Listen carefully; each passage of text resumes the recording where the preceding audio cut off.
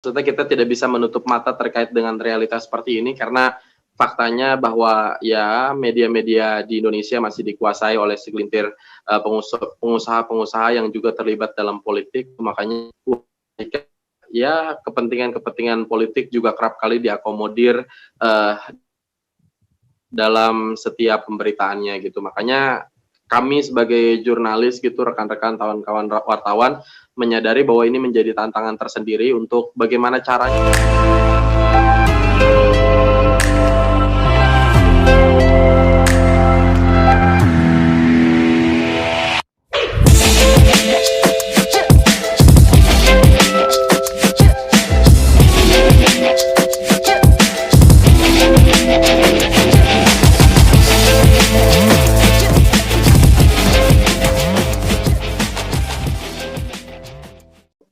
Redaksi berperan penting, kemudian wartawan juga punya analis dan lain sebagainya, tetap menyajikan berita-berita dan lain sebagainya. Tapi setahu saya mungkin hal itu kerap kali kencang banget gitu intervensinya ketika di tadi momen-momen pilpres dan lain sebagainya. Tapi di luar itu aman-aman saja gitu, semua berjalan sebagaimana biasanya gitu. Dan yang mesti difahami bahwa tadi bicara redaksi juga ya, cara redaksi di sebuah perusahaan media juga tentu saja terpisah gitu, dengan strukturnya terpisah dengan pemilik medianya gitu. Jadi ya itu menjadi tantangan sekaligus tetap kita sebagai wartawan, juga editor, juga secara struktur di perusahaan media termasuk dan sebagainya berusaha untuk menyajikan berita-berita yang terhadap masyarakat, beritakan yang cover both side, berimbang dan tidak gitu ya mengakomodir kepentingan apapun gitulah bahasanya. Baik. Jadi terkait politik mengintervensi pers mungkin ada, tapi hanya di event-event tertentu ya. Sejauh selain di event politik masih baik-baik saja ya, masih cover both side ya dan watchdog ya. Masih cover both side. Ya. Oke, mungkin kita kulik lebih jauh ya terkait dengan ini masih ada hubungannya dengan tadi ya, terkait independensi pers dan pemilik modal. Karena kita tahu media yang ada di Indonesia itu kan sudah ketahuan tuh siapa pemiliknya. Media ini punya bapak ini, media ini punya bapak ini. Nah, kira-kira ada nggak sih relasinya atau hubungannya antara pemilik modal dengan independensi dalam pemberitaan setiap berita yang disajikan gitu. Ada nggak kepentingan tentu korporasinya? Gitu.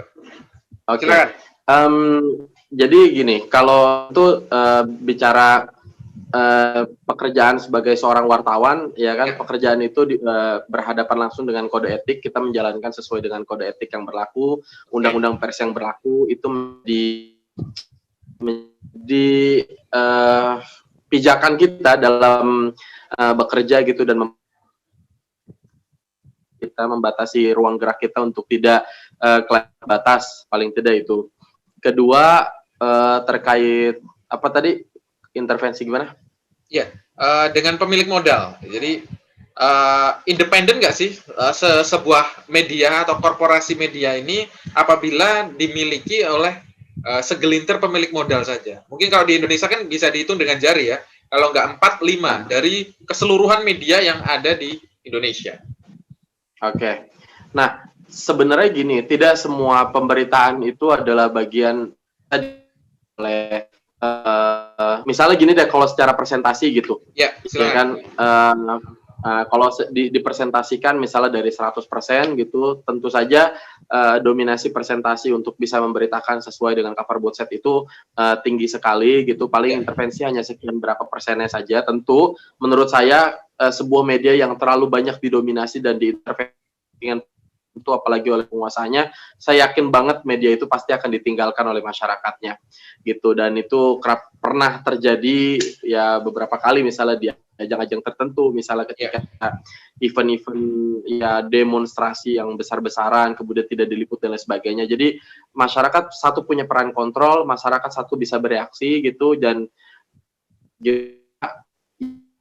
menjadi pertimbangan adalah ketika banyak intervensi dari pengusaha media, maka siap-siaplah media itu akan kolaps karena tidak akan banyak penontonnya, karena media bergantung pada sebuah iklan, ya kan? Iklan akan hadir ketika banyak yang nonton, ketika ratingnya turun dan masyarakat melakukan gerakan boikot atau tidak melihat sebuah tayangan, atau tentu saja akan konsekuensinya akan juga besar gitu. Jadi pengusaha media juga pasti akan berpikir ulang gitu, karena dia bisnis, tugas dia sebenarnya ya udahlah mencari duit aja sebenarnya, bukan intervensi yang terlalu jauh gitu sehingga membahayakan bisnis mereka gitu. Saya yakin mereka udah berpikirnya ke arah situ gitu. Masa mau mengorbankan politik hanya untuk bisnis mereka? Tujuan dari politik itu kan sebenarnya juga untuk memperlancar usaha dan bisnis mereka gitu kan. Jadi kayak gitulah kira-kira.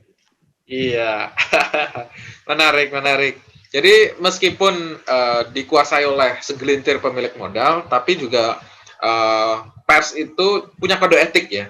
Apalagi ada Betul. Dewan Pers ya, yang menjaga etis dari jurnalistik.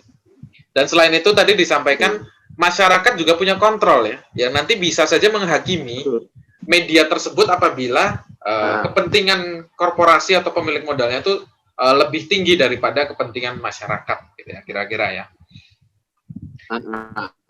Iya. Dan gini sih, sebenarnya kan banyak juga teori yang terkait dengan konglomerasi media itu ada hierarki pengaruh gitu, bahwa setiap perusahaan media itu kan punya struktur, ya kan, strukturnya dari yang paling bawah tuh misalnya ada wartawan, kemudian ada editor, ada meja redaksi dan lain sebagainya.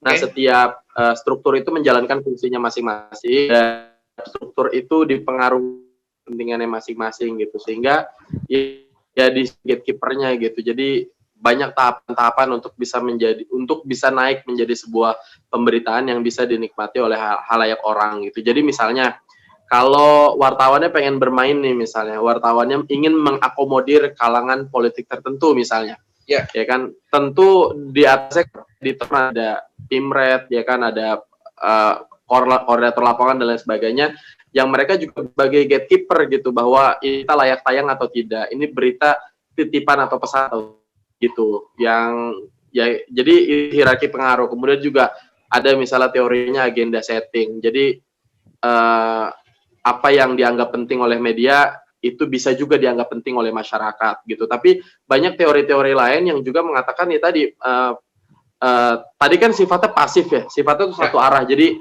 seakan-akan TV itu selalu memberikan tontonan yang begitu banyak sehingga bisa mempengaruhi banyak penontonnya gitu. Padahal teori itu juga banyak dibantah bahwa masyarakat punya peran kontrol, sehingga masyarakat berhak mematikan televisi kapan aja, atau memilih untuk membuang TV-nya dan tidak percaya lagi pada televisi dan lebih percaya pada TikTok dan Instagram, nggak apa-apa, gitu.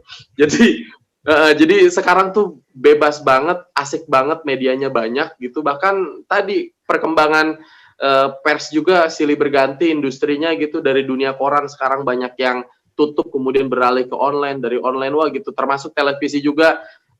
Ya itu juga menghadapi hal yang serupa, di mana banyak orang sekarang beralihnya ke live gitu, ke YouTube, ke media sosial, dan jarang sekali yang nonton film-film gitu. Jadi mereka lebih banyak sekarang menayangkan tuh justru hiburan-hiburan kayak gitu, sinetron yang itu bisa menarik banyak orang, terutama ibu-ibu di rumah gitu, dibandingkan yang hal-hal yang berat apalagi politik dan lain sebagainya kayak gitu.